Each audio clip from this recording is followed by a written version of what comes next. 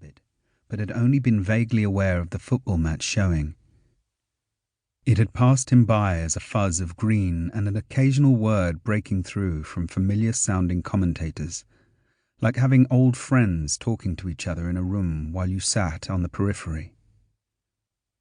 "No idea, mate." Danny's words were his first for a while, and they made the roof of his mouth itch. "I know you," the man said, suddenly seeming animated, pleased with himself. Danny lifted his head to look higher than the thighs. A grey suit jacket matched the trousers, wrapped round a man in his late 40s maybe.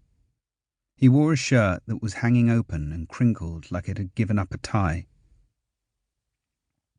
An expensive-looking watch gripped his wrist, the metal strap and matching cufflinks catching the light as he ran his fingers over pursed lips that stood out from the patchy grey beard. He was tanned too, despite it being February. "Don't think so, mate," Danny replied. "Evans, right? Danny Evans." Danny felt himself grimace.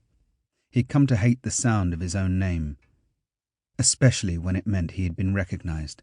"You play football for the town, the captain.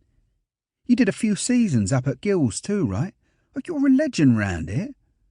"Legend," Danny snorted. He'd never felt further from the word.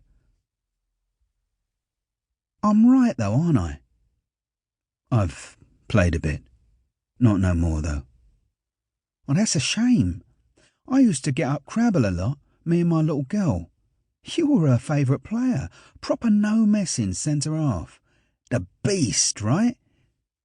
They called you after someone bit a piece of your ear off and you played on. I remember the pictures. You were covered in claret." "That was a long time ago, and it was just a nick." "A nick? Still living up to the name, I see. How about I get your next beer? You know, as a thank you." Danny waved him away. "No need. I got paid. I got cheered. That was enough." He stretched out his finger to rest it against the side of his pint glass, keeping his attention on where the bubbles rose as a twisting line to rush for the surface. "Best days of my life," he muttered. "I bet. Any chance I could get a quick picture, just to send to my daughter? She won't believe me when I tell her." "I'm not so sure, you know. I'm hardly the model athlete tonight.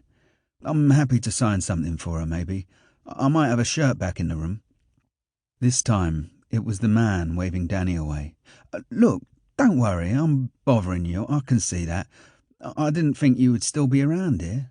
Dover, I mean, most of the players come from all over the place these days." "I've no idea where I am right now, mate." Are you still working for the club then?" "I'm back involved, yeah. Coaching mainly now, you know." Danny didn't really know himself anymore. His energy for the game and conversation about it was all gone. His whole life's obsession, and suddenly he could barely care less. He tried not to think about how that had happened, how quickly. It terrified him. "Well, I'm sure you get this a lot. People like me bothering you when you're enjoying a quiet one. I don't get down here much anymore. I can't believe I got to meet you." "Sure. Have a nice night." The chair scraped and squeaked again, this time until it was empty. Just a few moments later, Danny's commentator friends said goodnight too before the screen they had occupied went black. The only movement left was from the bar staff, who were well into their closing up ritual. Danny dragged at his beer until his throat burned. He closed his eyes to it, and instantly the room did a little spin. It was time to go. The night sky seemed to provide a ceiling that held the sound of the passing traffic. It was steady, even at this time of night. The A20 passed right across the front of the pub, carrying traffic away from the busy ferry port that was just out of sight at the bottom of the hill and had Dover's famous white cliffs as its backdrop. There was a service station to his left, the bright lights of its forecourt only serving to thicken the shadows of the path to the hotel's main entrance. He considered a cigarette, just a warm